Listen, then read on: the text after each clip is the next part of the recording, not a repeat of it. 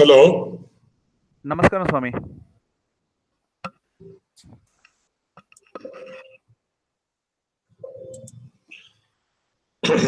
Yo nityamachyutapadambujaयुग्मरुक्मव्यामोहतस्तदितराणि तृणायमेने अस्मद्गुरोर्भगवतोऽस्य दयैकसिन्धोः रामानुजस्य चरणौ शरणं प्रपद्ये अखिलभुवनजन्मस्थेमभङ्गादिलीले विनतविविधभूतव्रातरक्षैकदीक्षे श्रुतिशिरसि विदीप्ते ब्रह्मणि श्रीनिवासे भवतु मम परस्मिन् चेमुषी भक्तिरूपा पाराशरीयवचः सुधाम् उपनिषद्दुग्धाब्धिमध्योद्धृताम् संसाराग्निविदीपनव्यपगतप्राणात्मसञ्जीविनीम् पूर्वाचार्यसुरक्षिताम् बहुमतिव्याघातदूरस्थिताम् आनीताम् तु निजाक्षरैः सुमनसो भौमाः पिबन्त्वन्वहम्.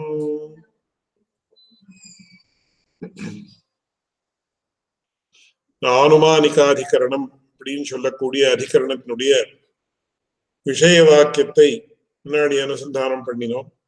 இந்த விஷய வாக்கியத்துல முதல்ல பிரதானமான விஷய வாக்கியம் வரத்திற்கு முன்னாடி ஒரு ரூபகமாக இந்த ஆத்மா, மனசு, புத்தி, சரீரம், இந்திரியங்கள் இதெல்லாம் எப்படி இருக்குன்னு சொல்லி ரொம்ப ஆச்சரியமா வர்ணிக்கிறது. ஆத்மானம் ரதினம் வித்தி ஷரீரம் ரதமேவ து புத்திம் து சாரதிம் வித்தி மனப்பிரகிரஹமேவ ச இந்திரியாணி ஹயானாஹு விஷயாம்ஸ்தேஷு கோச்சரான் ஆத்மேந்திரியமனோயுக்தம் போக்தேத்யாஹுர்மனீஷிணஹ அப்படின்னு சொல்லி ரொம்ப ஆச்சரியமா மெட்டபாரிக்கல் லாங்குவேஜ் அப்படின்னு மெட்டபார் அப்படின்னு சொல்லி இங்கிலீஷ்ல சொல்றது, ரூபகம் அப்படின்னு சொல்லி சம்ஸ்கிருதத்துல சொல்றது. அதாவது இந்த சரீரத்துக்குள்ளே இருக்கக்கூடிய நியந்தாவாக இருக்கக்கூடிய ஆத்மா, அதுதான் ஆத்மானம் ரதினம் வித்தி. அவன் தான் எஜமானன். ரதத்திலே இருந்து இந்த ரதத்தை ஓட்டக்கூடிய சாரதியை நிர்தேசம் பண்ணக்கூடியவன் அப்படின்னு. ஷரீரம் ரதமேவது, ஷரீரம் தான் ரதம். புத்திம் து சாரதிம் வித்தி, தேரோட்டி யாருன்னு சொன்ன புத்தி. மனப்பிரகிரஹமேவச்ச, சாதாரணமா மனசு புத்தி இது ரெண்டுக்கும் என்ன வித்தியாசம் அப்படின்னு கேட்டேன். லௌகிகமான திருஷ்டியில நாம சொல்றதா இருந்தால் மனசை they translate it as mind, and according to modern scientists, as far as my knowledge goes, that is very important, mind and brain are the same அப்படின்னு நம்ம சொல்றோம். ஆனா நாம என்ன சொல்றோம்னா brain is the seat of consciousness அப்படின்னு நம்ம சொல்றோம். ஆனா நமக்கு முக்கியமான விஷயம் என்னன்னா சம்ஸ்கிருதத்துல அது ரொம்ப ஸ்பஷ்டமா நிர்தேசம் பண்ணிருக்கா. புத்தின்றது அது ஆத்மாவினுடைய ஒரு தர்மம் அப்படின்னு நம்ம சொல்றோம். மனசு என்கிறது இந்திரியம். சோ இந்திரியத்திற்கும் புத்திக்கும், மனசுக்கும் புத்திக்கும் விசேஷமான வித்தியாசம் உண்டு. அது நமக்கு எதுல ஸ்பஷ்டமா தெரியுதுன்னு இந்த ரூபகத்துல ரொம்ப ஆச்சரியமா தெரியுது. ஆத்மானம் ரதினம் வித்தி ஷரீரம் ரதமேவது புத்திம் து சாரதிம் வித்தி மனப்பிரகிரஹமேவச்ச. புத்தி என்கிறது சாரதி. அந்த சாரதி என்ன பண்றான்னு பிரகிரகம் என்கிற கயர், அந்த கயத்தால என்ன பண்றான்னு சொன்ன இந்த இந்திரியங்கள் என்கிற குதிரைகளை நியமிக்க வேண்டும், கண்ட்ரோல் பண்ண வேண்டும் in the ideal situation.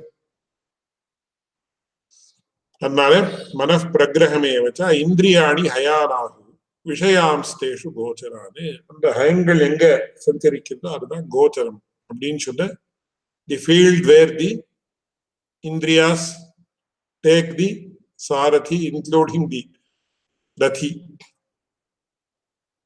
அதனால இது ரொம்ப ஆச்சரியமான ஒரு ரூபகம். பகவத்கீதையிலையும் வருது, கட்டோபனிஷத்துலயும், ரெண்டு இடத்துலயும் சமானமாக வருது. அதுல மேல் கொண்டு அதையும் சொல்றேன். யஸ்த்வ விஜ்ஞானவான் பவதி யுக்தேன மனசா சதா தஸ்யேந்திரியாணி வஷ்யானி சதஸ்வாயிவ சாரதே. யஸ்து அவிஜ்ஞானவான் பவதி அயுக்தேன மனசா சதா தஸ்யேந்திரியாண்யவஷ்யானி துஷ்டாஸ்வாயிவ சாரதே. எவ்வளவு தூரம் அனுசந்தானம் பண்ணாலும் புது புது அர்த்தங்கள் நமக்கே ஆச்சரியமா ஸ்புரிக்கும். வாஸ்தவமாக அந்த சாரதி, அந்த ஒரு கயிறு, புத்தி என்கிற சாரதி மனசு என்கிற கயிறால இந்திரியங்களை நியமிக்கணும். இந்திரியங்கள் எதுன்னு சொன்ன கண்ணு, மூக்கு, நாக்கு, சர்மம், காது, இந்த பஞ்சேந்திரியங்கள் கிராண ரசன சக்ஷுஸ்வக்ஸ்ரோத்ர ஸ்ரோத்ராணி அப்படின்னு சொல்லக்கூடிய. ஆனா இப்படி யாருக்கு இந்திரியங்கள் வசியமாக இருக்கோ தஸ்யேந்திரியாணி வஷ்யானி சதஸ்வாயிவ சாரதே. சோ ரதியாக இருக்கக்கூடியவன் சாரதியை நியமிக்கணும். அந்த சாரதி என்ன பண்ணணும்னு சொன்ன குதிரைகளை இந்த மனசு என்கிற கயிற்றின் மூலமாக தன்னுடைய வசத்திலே வைத்துக் கொண்டு தனக்கு எந்த இடத்துக்கு வேணுமோ அந்த இடத்துக்கு ரத்தத்தை ஓட்டின்னு போற மாதிரி, ரத்தம் போற மாதிரி பண்ணணும். அப்படி இருந்தால் அவனுக்கு மோட்சம் கிடைக்கும்.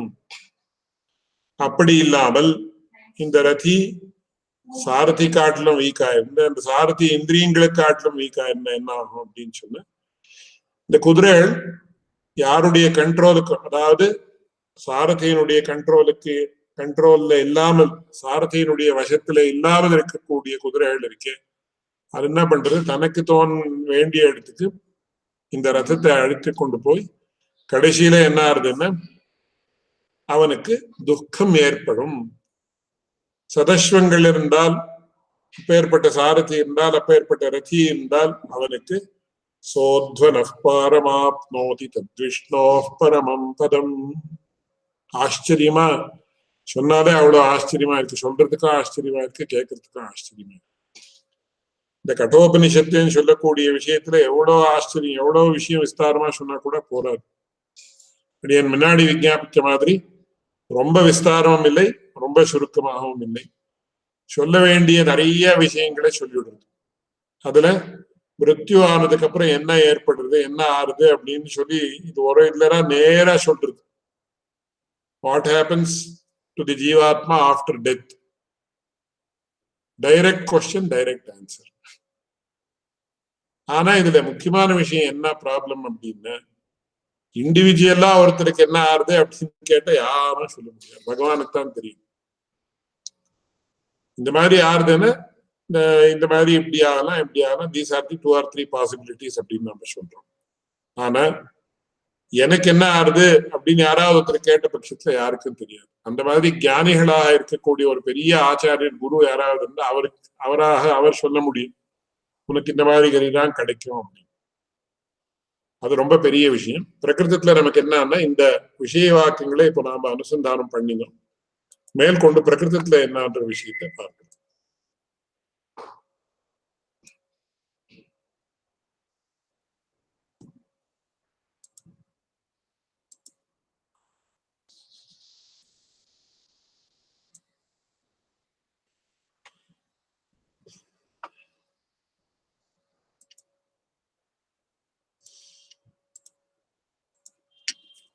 இதுதான் நம்ம அனுசந்தானம் பண்ண வேண்டிய வாக்கியம். இதுல சொல்ல வேண்டிய விஷயம் எல்லாம் சொல்லியாச்சு. கடைசி மந்திரம் என்னன்னா இந்த பிரகரணத்துல உத்திஷ்டத, லெஃப்ட் சைட்ல 14 போட்டிருக்கு பாருங்க. உத்திஷ்டத ஜாகிரத பிராப்ய வரான் நிபோதத சுரஸ்ய தாரா நிஷிதா துரத்யா துர்கம் பதஸ்தத் கவயோ வதந்தி அப்படின்னு சொல்லி கடைசியில முடிக்குது. அதற்கு முன்னாடி இங்க என்ன சொல்றதுன்னா 10வது மந்திரம் 11வது மந்திரம், அதுதான் இங்க விஷய வாக்கியம்.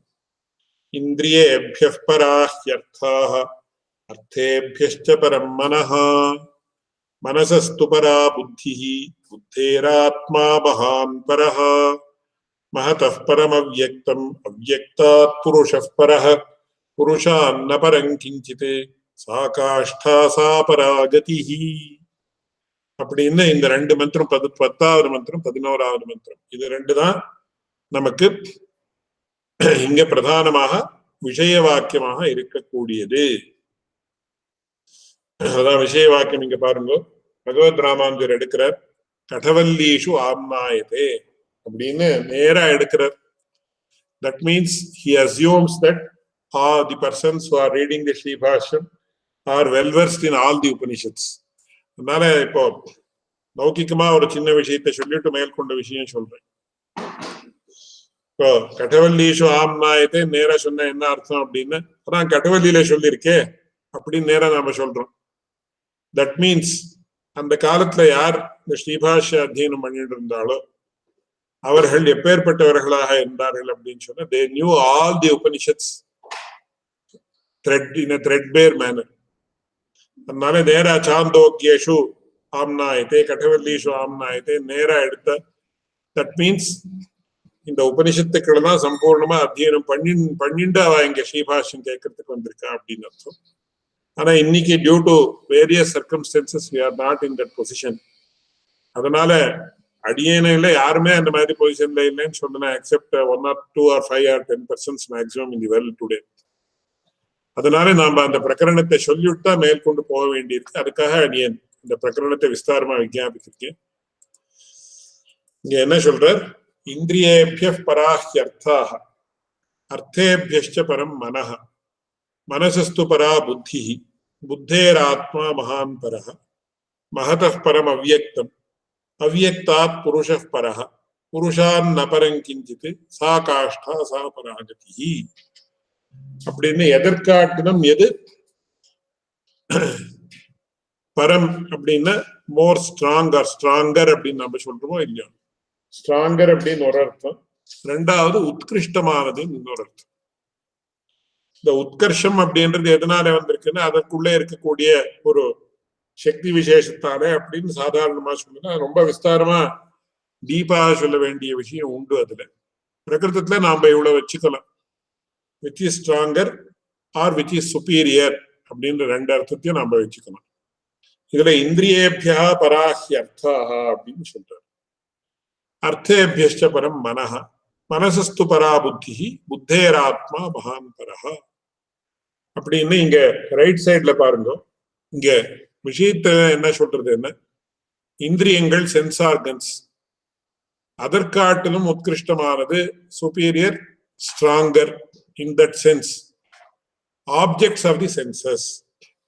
இப்போ நம்ம இந்த உதாரணத்தை வச்சுட்டோம்னா இங்க நீங்க பாக்குறீங்க இந்த உதாரணம். ஆனா சில பேர் என்ன பண்ணிருக்காங்கன்னா கீதையினுடைய ஒரு கீதோபதேசத்தை போட்டு இங்க பண்ணிருக்கா which is not so much appropriate. ஏன்னா இங்க இந்த ஆத்மானம் ரத்தினம் வித்தி சரீரம் ரத்தினத்தும் நீங்க அந்த மாதிரி கீதோபதேசத்தை வச்சுட்டு சொன்னதா நமக்கு தெரியல. அதனால இந்த இஸ்கான் இன்ஸ்டிடியூஷன் இங்க மத்தியத்துல போட்டிருக்காளே இந்த வேற வேற கலர்ல இருக்கக்கூடிய குதிரைகள், அதற்கு அந்த குதிரை மேல அந்த கண்ணு மூக்கு நாக்கு இந்த காது இதெல்லாம் கூட they have represented. That seems to be more appropriate rather than equating the metaphor with the Gitopadesha picture. இது ரொம்ப முக்கியமான விஷயம். ஆனா நமக்கு சில விஷயத்துக்கு மட்டும் அது உபயோகப்பட்டிருக்கு. அதனால இந்த இஸ்கான்ல கரை போட்டிருக்கக்கூடிய ஒரு இதுதான் பிக்சர் தான் இலஸ்ட்ரேஷன் தான் இட் இஸ் மோர் அப்ரோப்ரியேட் அப்படின்றது நாம பாவிச்சுக்கணும். ஏன்னா கீதோபதேசத்தினுடைய ஒரு மெட்டஃபர் இங்க அந்த கீதோபதேசம் அப்படின்னு நாம என்ன ரொம்ப பிரசித்தமான ஒரு சித்திரம். அதாவது ஒரு ரதம், அந்த ரதத்துல உள்ள அர்ஜுனன் உட்காந்துருக்கான், சாரதியினுடைய ஸ்தானத்துல கிருஷ்ணன் உட்காந்து இருக்கக்கூடியது இதுன்றது அது இந்த ஒரு கான்டெக்ஸ்டுக்கு பொருத்தமாக இல்லை. It is a very general condition. ஆத்மானம் ரத்தினம் வித்தி சரீரம் ரத்தமேதோ புத்தின் சாரதியும் வித்தி. ஆனா நிறைய பேர் அந்த கீதோபதேசத்துக்கு ஈக்குவேட் பண்ணி போட்டிருக்கா which is wrong because it doesn't fit into this Gitopadesha context. அது ரொம்ப முக்கியமான விஷயம். ஏன்னா இன்டர்நெட்ல அந்த கூகுள்ல இமேஜஸ்ல போட்டு பார்த்த சந்தர்ப்பத்தில் நிறைய பேர் அந்த மாதிரி பண்ணிருக்காங்க which is totally incorrect. அதனால what ISKCON people have shown in the which I have shown in the middle of this slide, that is more appropriate. இதுல இந்திரியேபிய பராஹ்யர்த்தாக அப்படின்னு ஒரு சாதாரணமா பகவத் ராமாந்திர மேற்கொண்டு சொல்ல போறார். பட் சாதாரணமா நாம அவருடைய வெர்டிக்டை கொடுக்கறதுக்கு முதல்ல சாதாரணமான அர்த்தம் என்ன நம்ம முதல்ல பார்க்கணும்.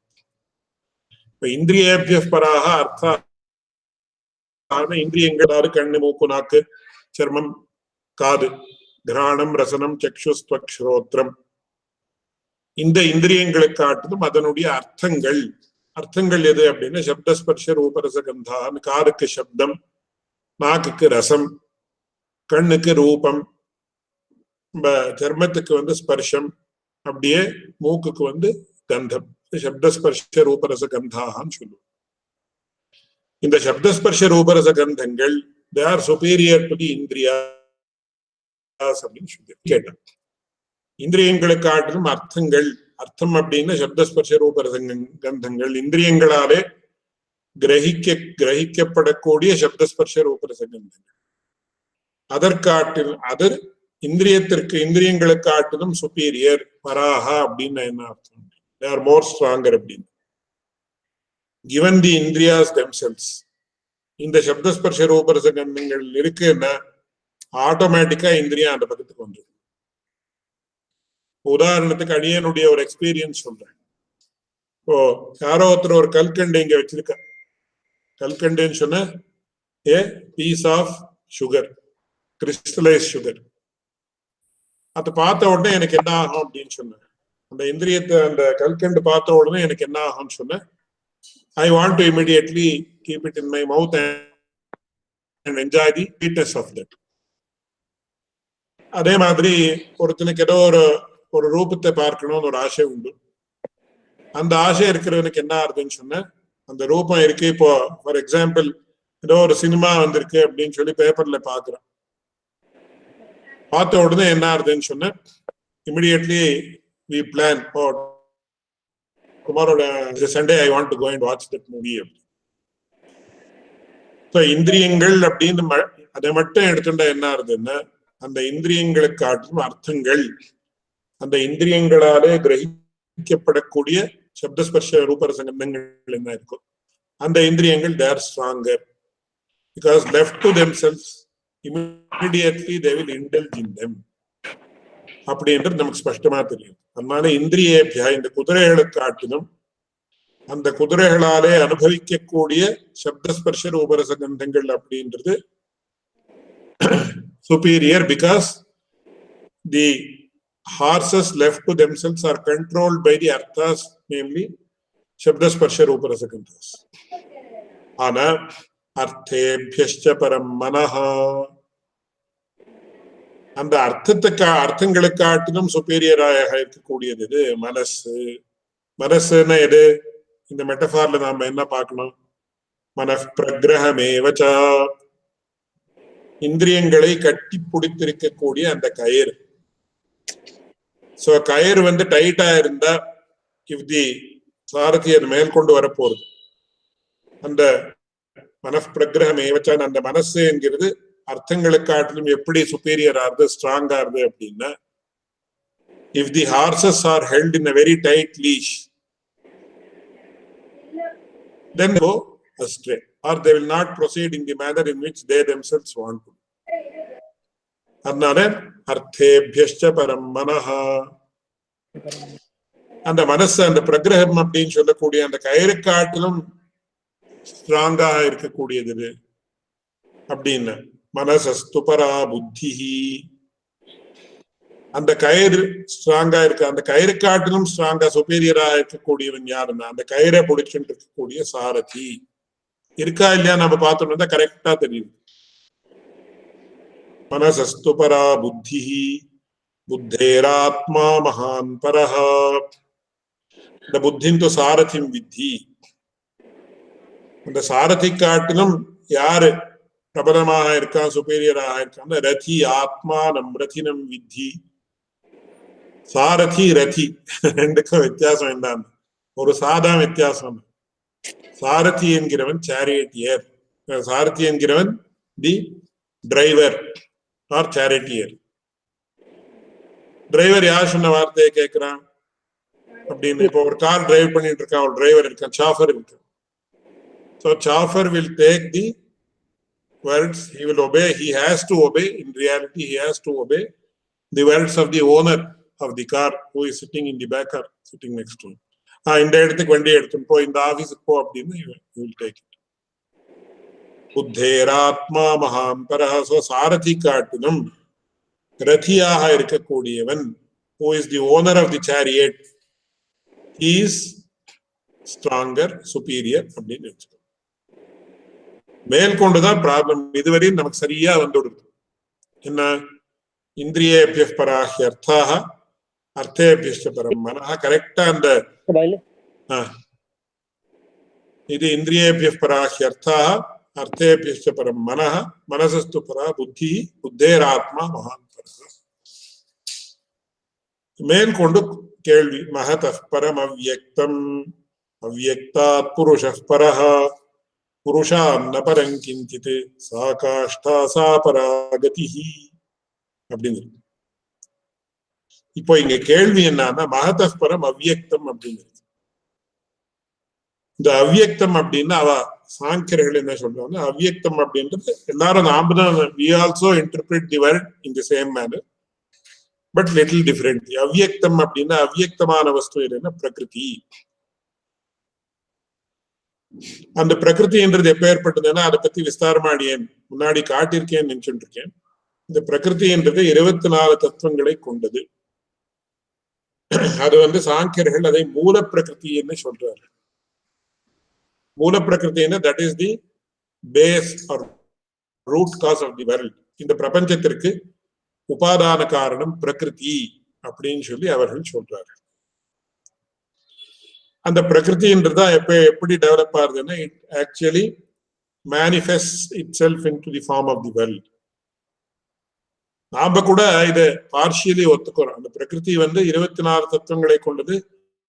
அந்த பிரகிருத்தில என்ன ஆகுதுன்னா பிரகிருத்தே மகான்னு தத்தோ அகங்காரா தஸ்மாத் கணஷ்ட ஷோடசகா அப்படின்னு 24 தத்துவங்களாக பிரகிருதி அது அபிவியக்தியை அடையிறது.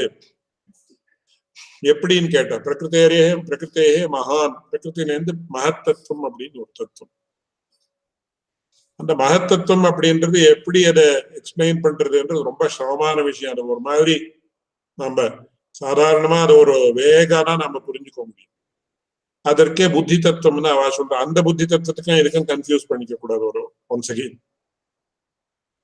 அந்த புத்தி தத்துவம் அப்படின்றது மகத்தத்துவம் அப்படின்றது. அந்த மகத்தத்துவத்துல இருந்து அகங்காரஹான்னு ரொம்ப அகங்காரியம், இது வெரி ஈகோயிஸ்டிக் பர்சன் அப்படின்னு நம்ம லௌகிகமா சொல்றோமே, அந்த ஈகோன்ற அர்த்தத்துல இருக்கக்கூடிய அகங்காரத்தோட இதை கன்ஃபியூஸ் பண்ணிக்க கூடாது. இது அகங்காரம் அப்படின்ற ஒரு தத்துவம். இதெல்லாம் once again, even if we explain the definition also, it is very difficult to understand. இந்த சப்தங்களை அப்படி வச்சும் நாம புரிஞ்சுக்கணும். அவ்வளவுதான். புரிஞ்சுட்ட மாதிரி ஆகாது. ஒரு லெவலுக்கு வேகா நாம ஏதோ ஒரு ஐடியா ஃபார்ம் பண்ணிக்கணும். அவ்வளவுதான் நாம ஃபார்ம் பண்ணிக்கலாமே தவிர கரெக்டா இப்போ இங்க in front of me I have these keys.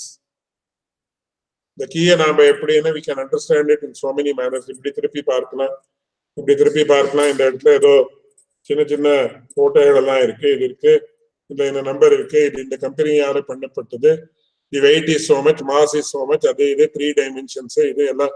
அப்புறம் வாட் இஸ் தி மெட்டீரியல், இது ஏதோ ஒரு பிராஸ்ல பண்ணிருக்கா, அது இது ஏதோ you can understand so many details about this key.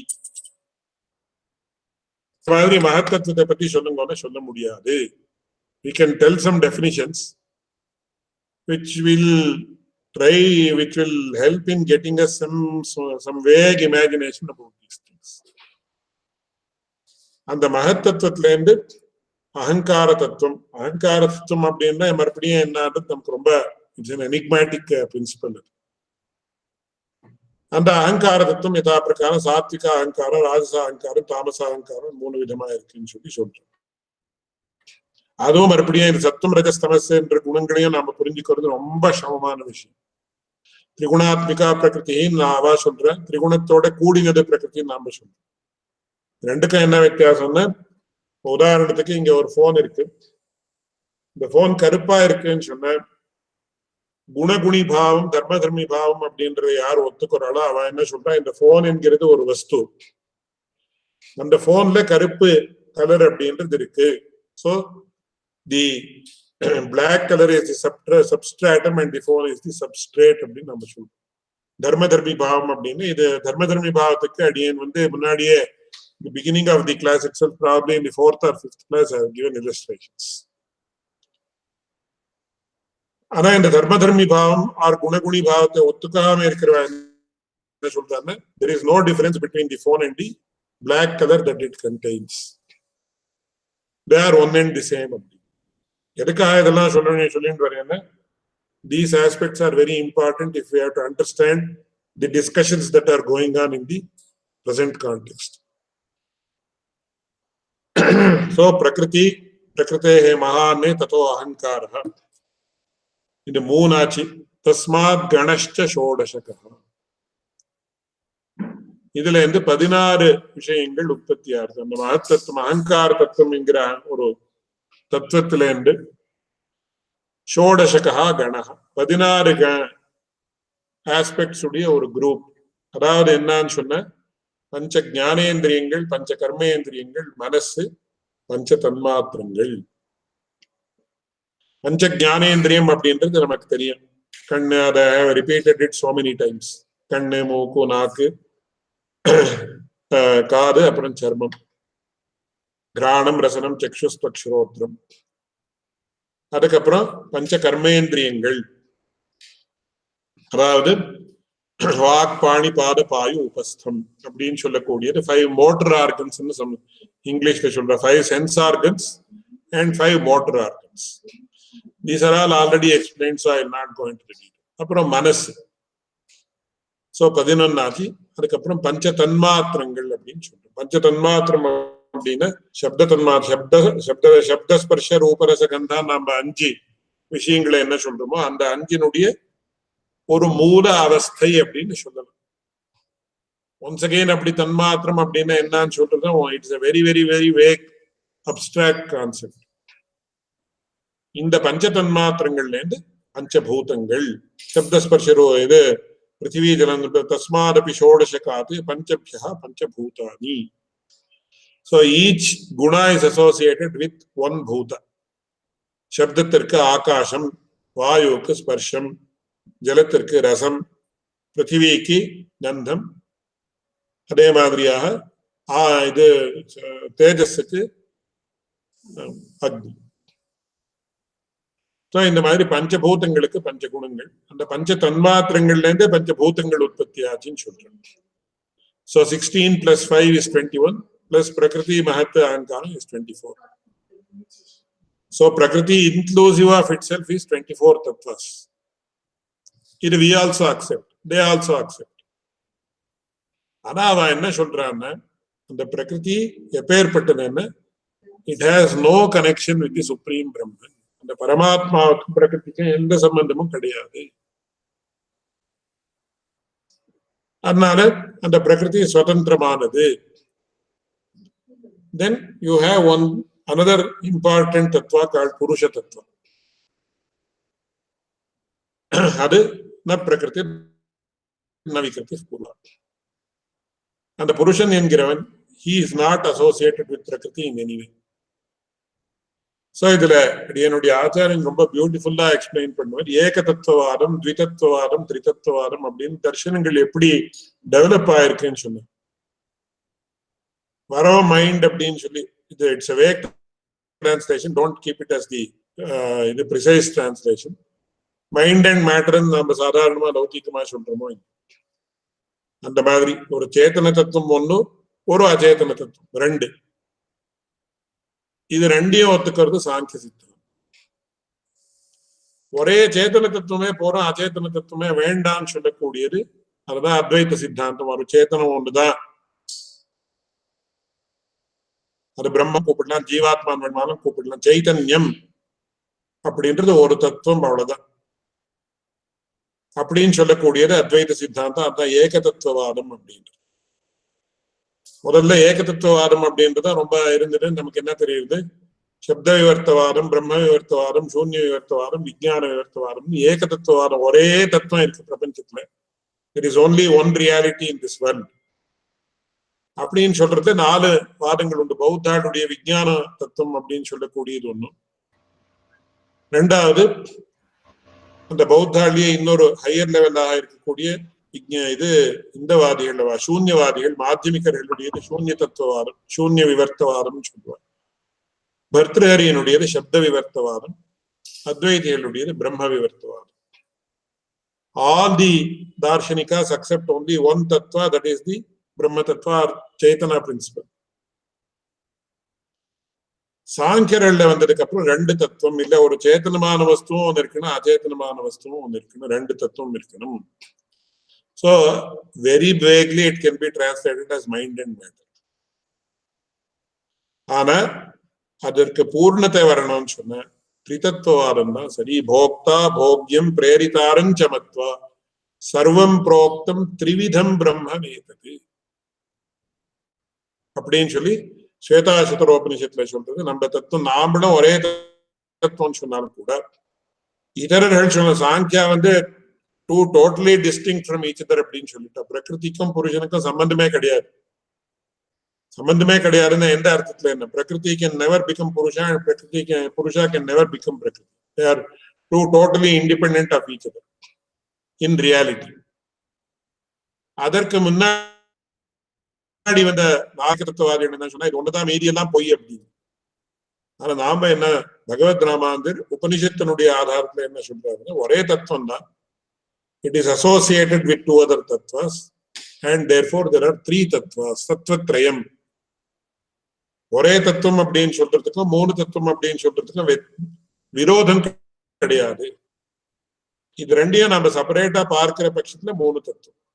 அதுக்குதான் சித் விசிஷ்டம் பிரம்ம ஏகமேவ தத்துவம் அப்படின்னு சுவாமி தேசிகன் கூட எடுக்கிறார்.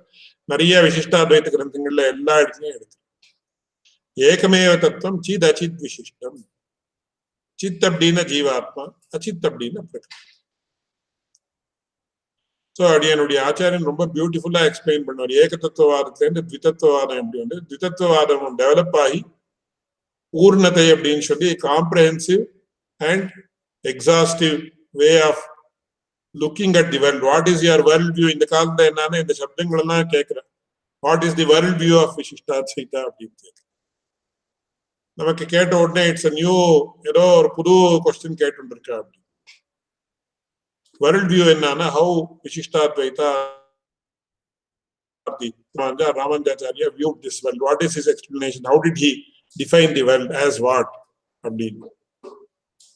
World is the manifestation of a supreme force or supreme power. பரமாத்மா பரம்பிரம்மா அப்படின்னு சொல்லக்கூடிய வஸ்துவனுடைய ஒரு மேனிஃபெஸ்டேஷன் அப்படின்னு சொல்லி நாம அதை சொன்னா அதை மாடர்ன் லாங்குவேஜ்ல சொன்னா அந்த மாதிரி சொல்லணும். சொன்னா அப்போ it may appeal to people. It will appeal definitely to people who are unbiased. For biased people also they feel yes it is a good explanation but we may not be able to accept it. இங்க கேள்வி என்னன்னா மகதः பரம் அவ்யக்தம் அப்படின்னு சொல்லி அந்த புத்தேர் ஆத்மா மகான் பரா இதுவரை கரெக்டா வந்துடுது. அந்த புருஷம் அவ்யக்தா புருஷ பரா அப்படிதான் எப்படி இன்டர்பிரேட் பண்றது அப்படின்றதுதான் பெரிய விஷயம். அது என்னன்றது நம்ம இங்க பூர்வபக்ஷியில நம்ம இங்க பார்க்கிறோம்.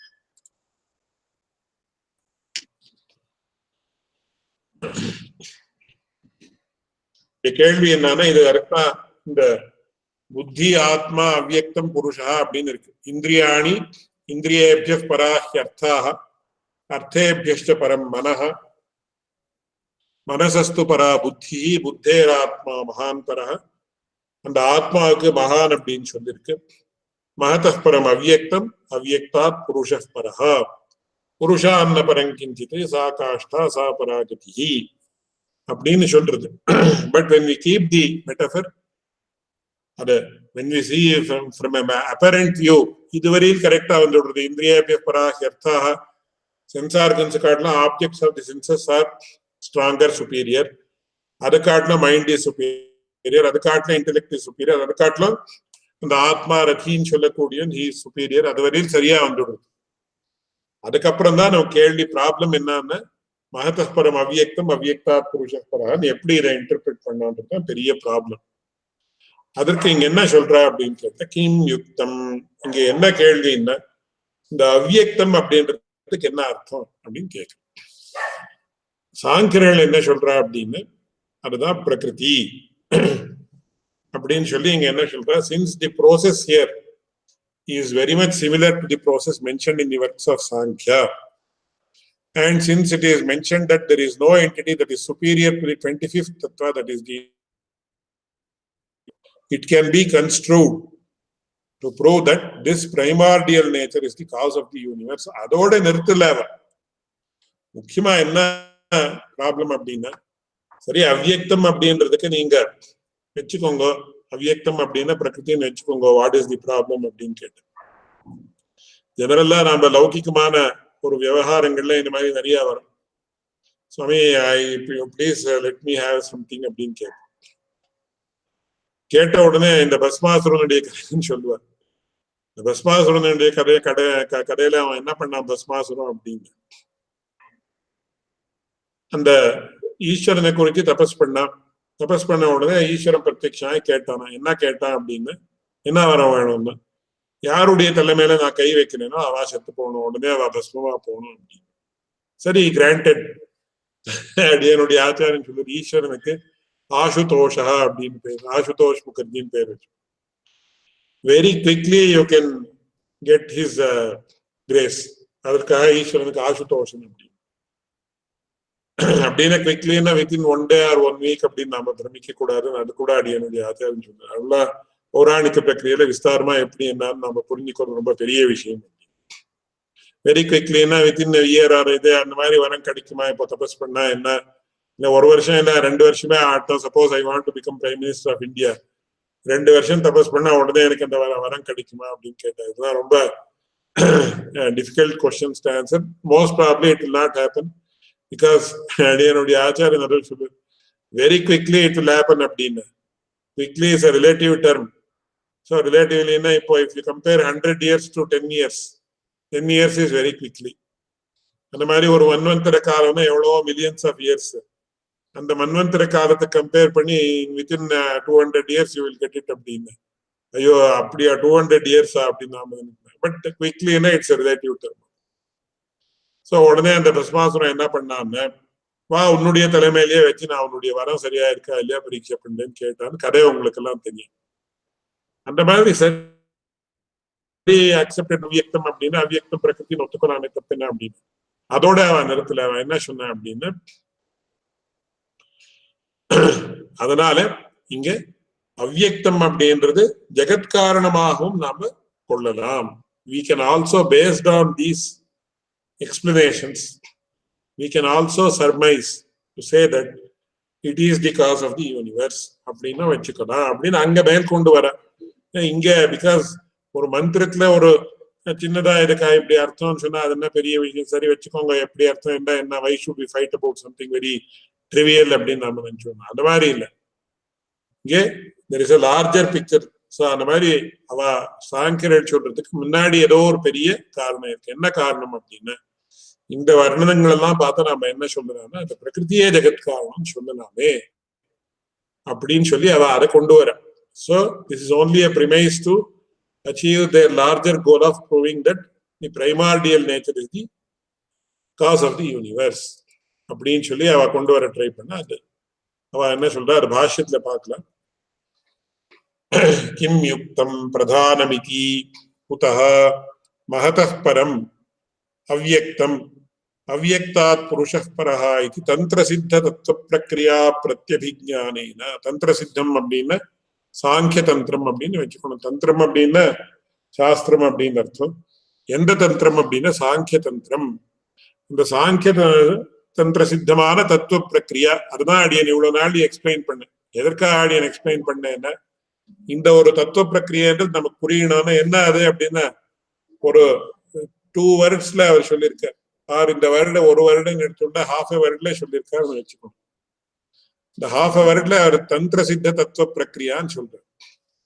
அப்படி சாங்கிய தத்துவ சித்தமான தத்துவ பிரக்ரியை என்ன இருக்கோ அதனுடைய பிரத்யபிஜானேனா. So we are reminded of that process of creation of tattvas. அதாவது பிரகிருதியில இருந்து மகத்தத்துவம், மகத்தத்துவத்துல இருந்து அகங்கார தத்துவம், அந்த அகங்கார தத்துவத்துல இருந்து தஸ்மாத் கணஷ்ட ஷோடசகா அப்படின்னு 16 தத்துவங்கள், பஞ்ச ஜானேந்திரியங்கள், பஞ்ச கர்மேந்திரியங்கள், மனசு, பஞ்ச தன்மாத்திரங்கள், அதுல இருந்து வரக்கூடிய 5 பஞ்சபூதங்கள் அப்படின்னு சொல்லக்கூடிய அந்த தத்துவ பிரக்ரியா, அதனுடைய பிரத்யபிஜானேன தஸ்யைவ பிரதீதேஹே புருஷான் நபரம் கிஞ்சித் சா காஷ்டா சா பராகதி இது பஞ்சவிம்சக புருஷ அதிரிக்த தத்துவ நிஷேதாச்ச. இதுல இன்னொரு முக்கியமான விஷயம் என்னன்னா, அடியேன் அது ஒரு விஷயத்த சொல்லல. என்னன்னு கேட்ட, இந்த 24 தத்துவங்கள் பிரகிருதிக்கு உண்டுன்னு சொல்லி 25வது புருஷன் அப்படின்னு சொல்ற. புருஷன்னா யாருன்னா ஜீவாத்மா. பரமாத்மாவை சாங்கியர்கள் ஒத்துக்கிறது கிடையாது. சோ இந்த ஜீவாத்மா அவர்களுடைய சித்தாந்தத்தை ரொம்ப சுருக்கமாக சொல்லணும், எக்ஸ்பிளைன் பண்ணணும்னா அவளுடைய அபிப்பிராயம் என்னன்னா, பரமாத்மா என்கிற தத்துவம் வேண்டியது. 25 தத்துவம் போற 24 தத்துவம் பிரகிருதி, இன்க்ளூசிவ் ஆஃப் பிரகிருதி. ஒரு புருஷ தத்துவம் ஒண்ணு. சோ இந்த புருஷனுக்கு என்ன ஆகுதுன்னு சொன்ன, இந்த புருஷன் அப்படின்றவன் அநேகன். ஸோ ஹவு மெனி புருஷாஸ் ஆர் தேர் அப்படின்னு நிறைய இன்யூமரபிள் கவுண்ட்லெஸ் அப்படின்னு ஒருத்தம் இருக்கு. அதாவது புருஷா அப்படின்னா ஜீவாத்மான்னு அர்த்தம். எவ்வளவு ஜீவாத்மா இருக்கான்னா அசங்கியாத்தமான கவுண்ட்லெஸ் நம்பர் ஆஃப் ஜீவாத்மாஸ் ஆர் தேர்னு ஒருத்தம் இருக்கு. அதுல ஒன்றும் ப்ராப்ளம் இல்லை. ஏன்னா அவன் என்ன சொல்றான்னா, சாங்கிய காரிக்கை என்கிற கிரந்தம் தான் அதுக்கு அவனுடைய ஒரு சித்தாந்தத்திற்கு மூல கிரந்தம். அந்த மூல கிரந்தத்துல அவன் என்ன சொல்றான்னு, ஜனன மரண கரணானாம் பிரதிநியமாத்து அயுகபத் பிரவருத்தேஷ்ட புருஷ பகுத்வம் சித்தம் திரைகுண்ய விபரியாத்தியம் ரொம்ப விஸ்தாரமா சொல்றா. அதை போனேன்னு சொல்ல போனேன். சோ அந்த தத்துவ பிரக்கிரியையில அவன் என்ன சொல்ற, 25th is the ஜீவாத்மா and it is enough, that is the final.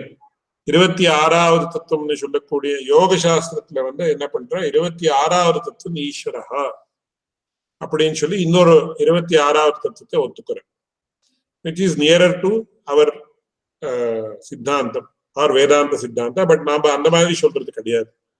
26வது தத்துவம் 25 ஜீவகா 26 ஈஸ்வரகான்னு நம்ம சொல்றது கிடையாது. நம்ம வேற மாதிரி சொல்றோம். But we accept that Prakriti is consisting of 24 tattvas inclusive of itself. அதுல முக்கியமான விஷயம் என்னன்னா, புருஷா அந்த பிரகிருதி காட்டிலும் புருஷனுக்கு பிராதான்யம், பவர், சுப்பீரியாரிட்டி ஜாஸ்தின்னு ஒத்துக்கிறாங்க.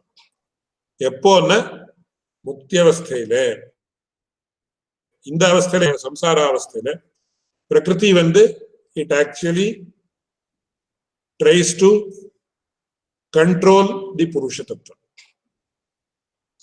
அந்த பிரகிருத்தியினுடைய சககாரத்தாலேயே புருஷன் வந்து அந்த பிரகிருத்தியினுடைய ஒரு அசோசியேஷனை தாண்டி போனா அதுதான் மோட்சம்.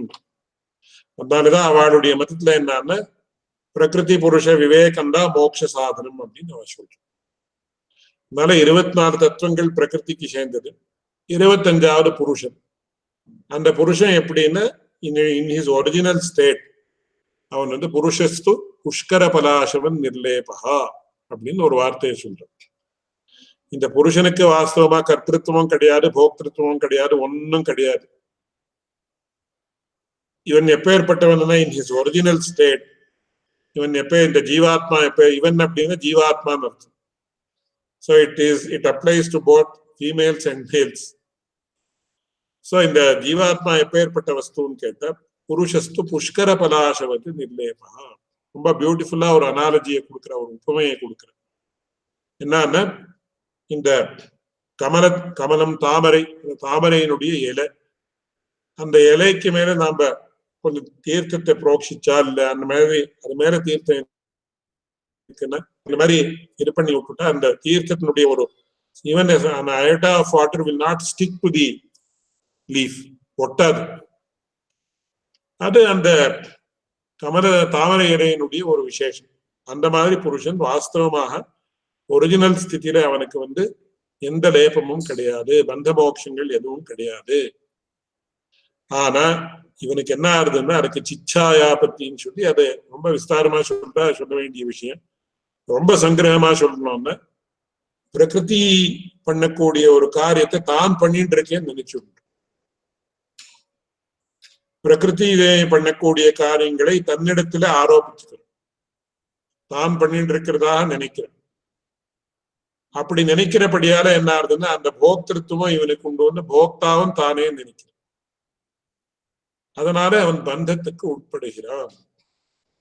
அப்படின்னு பிரகிருத்தே கிரியமானானி குணை கர்மாணி சர்வசா அகங்கார விமூடாத்மா கர்த்தா அகமிதி மன்யதே.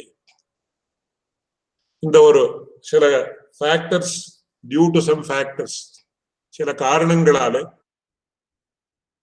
இந்த இருக்கக்கூடியவன் ஸ்வதா சுத்தமாக இருந்தாலும், ஸ்வதா எந்த ஒரு இவனுக்கு பந்தமும் இல்லாமல் இருந்தாலும் கூட பிரகிருத்தியாலே பண்ணப்படக்கூடிய காரியங்கள் எல்லாம் தான் பண்றதா நினைச்சு தானே அந்த துக்கங்கள் எல்லாம் தன்னிடத்துல ஏறிட்டுக்கிறதுன்னு சொல்லுவா தமிழ்ல. He actually imposes those things to him. He also feels that he is the doer and also he is the enjoyer. வாஸ்தவமாக கர்த்திருவம் கிடையாது, போக்திருத்துவம் கிடையாது. ஆனா இவன் ஜீவாத்மா அந்த மாதிரி பண்ணிக்கிறான், இந்த அவித்யா இத்தியாதிகளுக்கு உட்பட்டு அந்த மாதிரி பண்ணிக்கிறான். அதனாலதான் பந்தத்துக்கு உட்படுறான். இந்த பிரகிருத்தியாலதான் இந்த விஷயங்கள் எல்லாம் நடக்கிறது. எனக்கு ஒண்ணுமே இல்லை, நான் சுத்தனா இருக்கேன், இவனுக்கு ரியலைஸ் ஆயிடுது. அப்போவே அவனுக்கு உடனே கைவல்யம். உடனே என்ன, as soon as the body, his association with the body goes, he will actually attain Kaivalya. அந்த கைவல்யம் அப்படின்றது எப்ப ஏற்படுது? நம்ம மதத்தை சொல்றதுக்கும் அதவா சொல்றதுக்கும் we should not confuse. கைவல்யம் அப்படின்றது பரம சுகரூபம், அவ்வளவு மட்டும் சொல்லியிருக்காரு. கேவலா பவதி. கைவல்யம் அப்படின்னு பரம சுகரூபம். இந்த துக்கங்கள் எல்லாம் தாண்டி ஒரு விசேஷமான அத்தியாச்சரியகரமான சுகம் அவனுக்கு கிடைக்கிறது. அப்படி நம்ம சம்பிரதாயத்துல சொல்லக்கூடிய கைவல்யம், அவன் இப்ப இப்படி ஆறான் அப்படி ஆறான், ஏதோ ஒரு according to our sampradaya it is like this. That doesn't mean I am refuting or தப்பா சொல்றேன்னு நினைக்க கூடாது.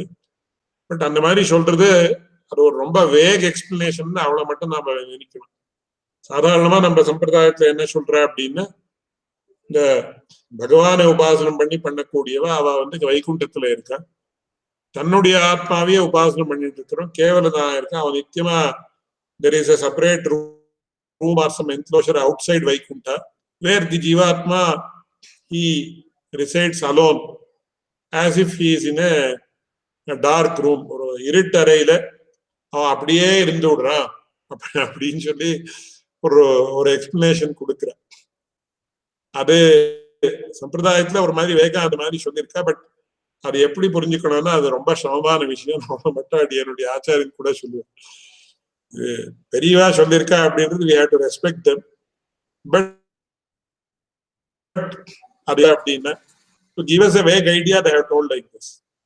So we should not feel that அது அந்த மாதிரி தான் வைகுண்டம்னா அது இட் இஸ் ஒரு சப்போஸ் ஒரு பெரிய ஒரு கேசல் இருக்கு, ஒரு பெரிய ஒரு ஃபோர்ட் இருக்கு, அது வைகுண்டம் அப்படின்னு சொல்லு. அதுக்கு பக்கத்துல இன்னொரு ஒரு பிசிக்கல் என்க்ளோஷர் இருக்கு, அந்த பிசிக்கல் என்க்ளோஷர்ல நிறைய இருட்டுல he stays alone in a separate room அப்படின்ற மாதிரி. That is the imagination, that is how we are given to imagine. But அது அந்த மாதிரி it is not so simple. It's a very vague explanation which until we prove our knowledge we can keep that as correct.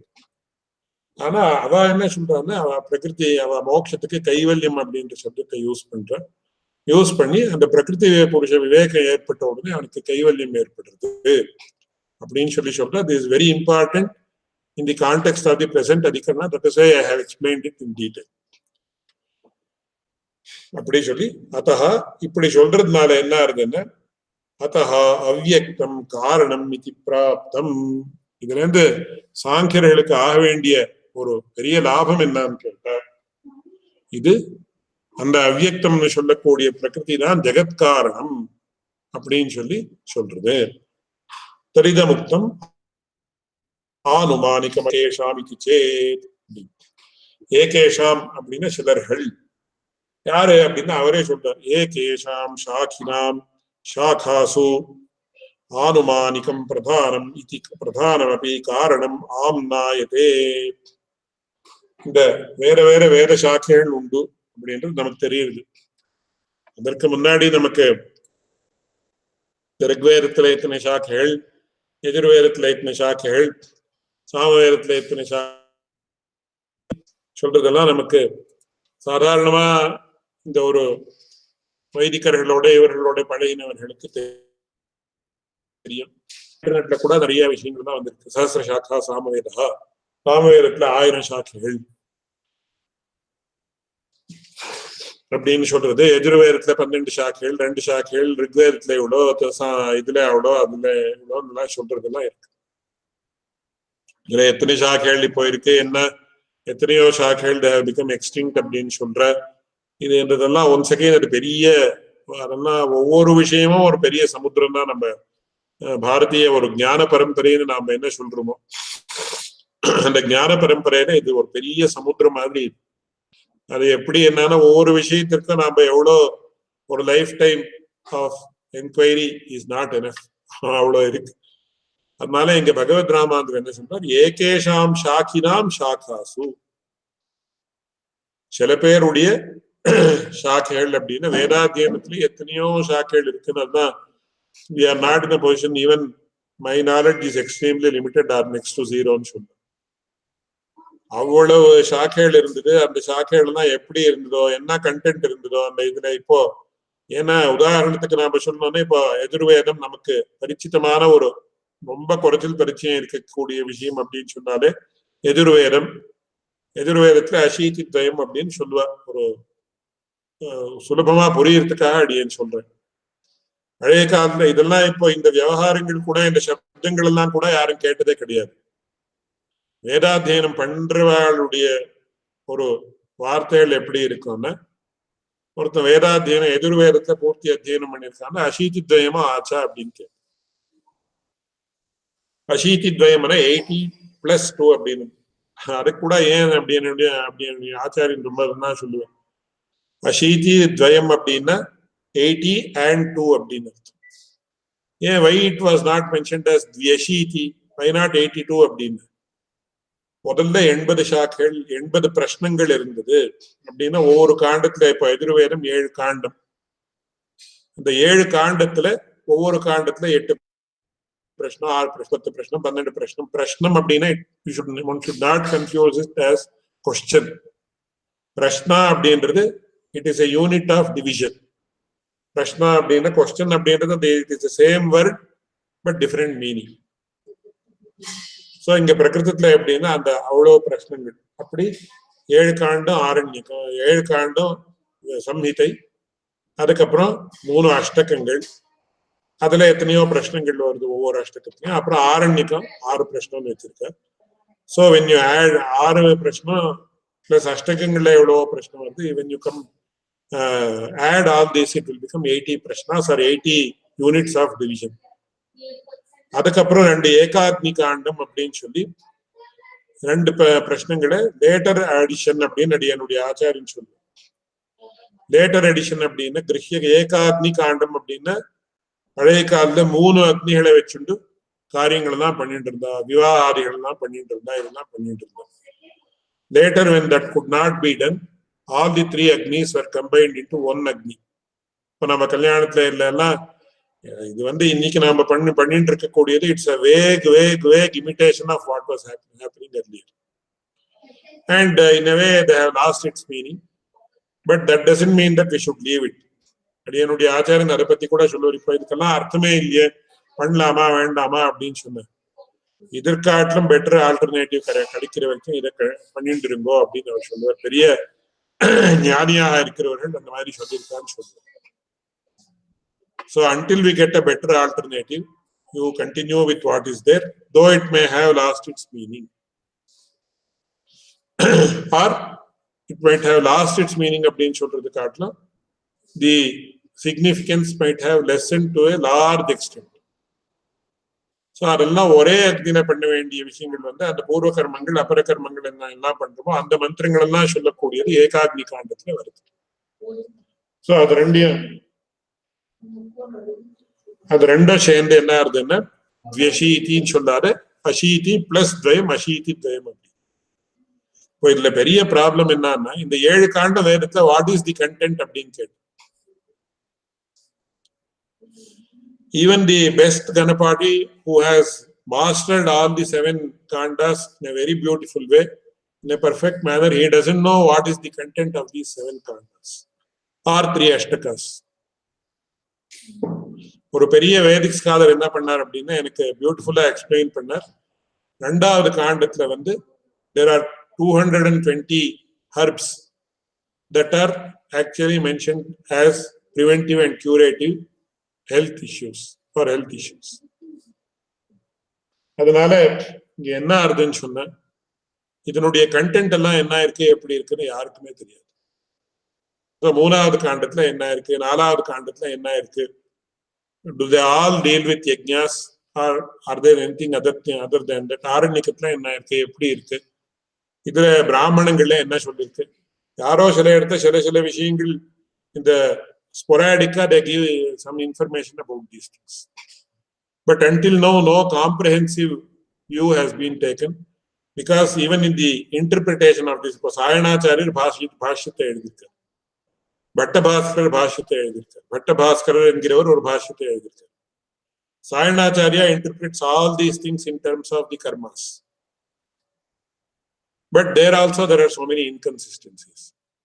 பட்டபாஸ்கரர் எழுதியிருக்காரு, அதுல கூட சில inconsistencies எல்லாம் இருக்கு. இதெல்லாம் ரொம்ப பெரிய விஷயம். எப்படி பண்றது, என்னுடைய ஆச்சாரியன் சொல்லுவார், யாரோட நான் போய் இதெல்லாம் சொல்லி கேட்டோம். Who is going to look at all these things? Who is going to understand these things? Who is going to say all these things? எதற்காக சொல்ல வரேன்னா, ஏகேஷாம் சாக்கினா ஆகாசு, யாரோ சில பேருடைய சில சாக்கைகள்ல சில பேர் இப்படி சொல்றார் அப்படின்னு பகவத் ராமாந்திரே சொல்றார்.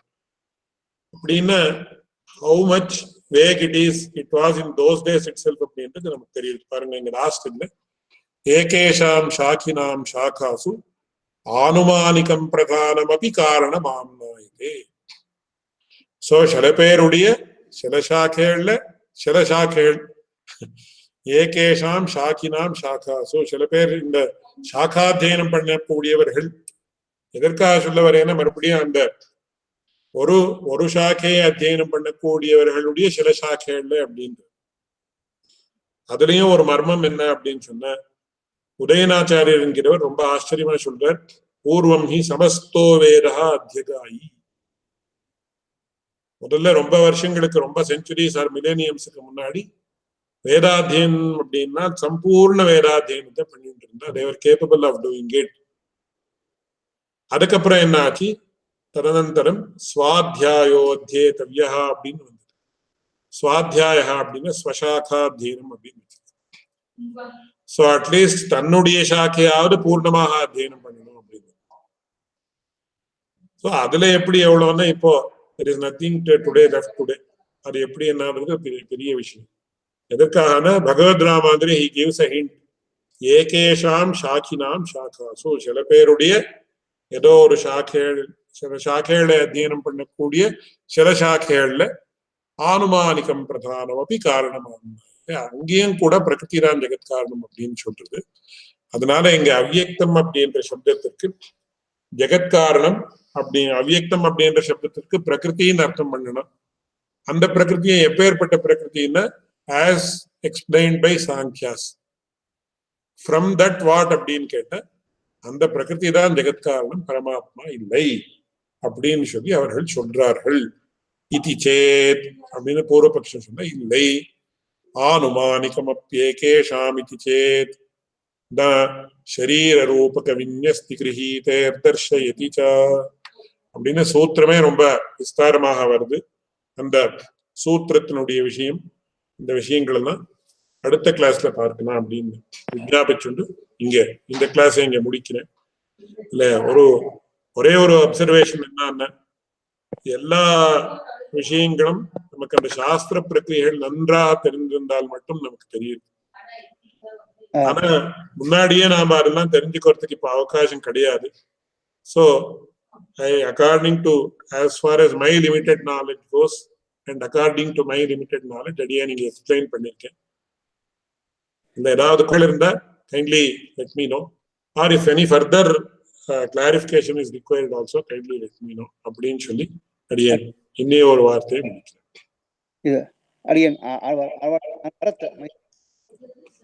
சொல்லுங்க, ப்ளீஸ் கோ அஹெட். ஒரே ஒரு क्वेश्चन இருந்தது. I don't know whether I will be able to ask the right question, but I'll try. இப்போ வந்து சாங்கியா சாஸ்திரம் பத்தி வாசனப்போ வேதங்கள் அதை பத்தி சொன்னேன்.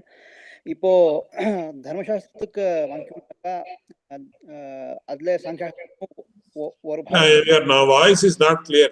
கொஞ்சம் கிட்ட வந்து சொல்லுங்க, because I have put maximum volume to my இது. இப்போ கேக்குறதா? இப்போ கேக்குது சொல்லுங்க. இப்போ சாங்கியா சாஸ்திரம் வாங்கிக்கொண்டாக்கா தர்மசாஸ்திரத்துக்குள்ள ஒரு பாகம் வருது இது. அப்புறம் Samkhya சாஸ்திரத்துக்குள்ள as you told they don't accept the 26வது தத்துவம். that is We should not confuse between those two. Sankhya is independent of Dharma Shastra. Okay.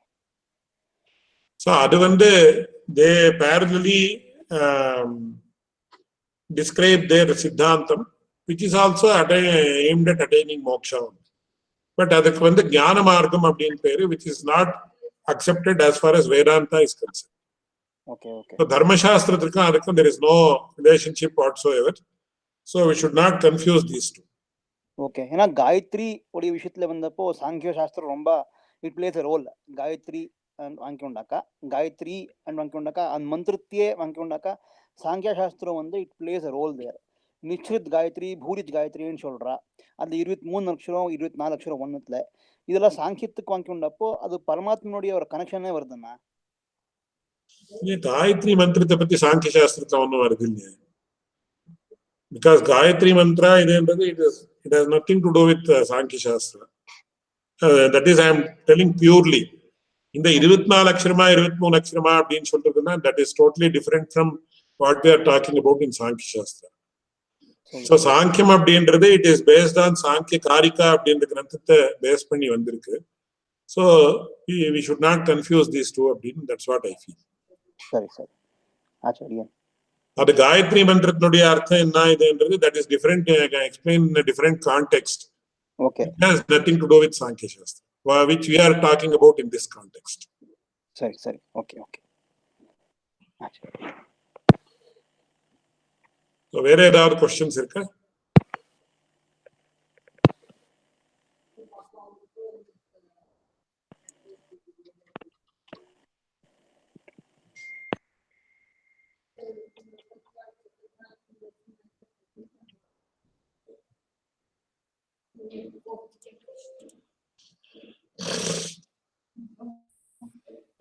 So மங்கள ஸ்லோகத்தோட அடியே முடிக்கிறேன். யோ நித்யமச்சுத பதாம்புஜயுக்மருக்ம வியாமோஹதஸ்ததிதராணி திருணாய மேனே அஸ்மத்குரோர் பகவதோஸ்ய தயைக சிந்தோஹ ராமானுஜஸ்ய சரணௌ சரணம் பிரபத்யே.